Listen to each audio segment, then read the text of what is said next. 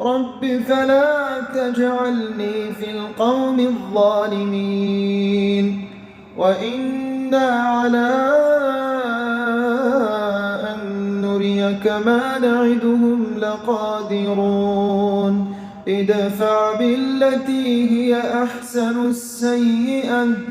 نحن أعلم بما يصفون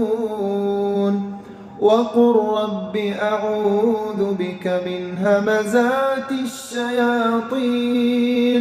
وأعوذ بك رب أن يحضرون حتى إذا جاء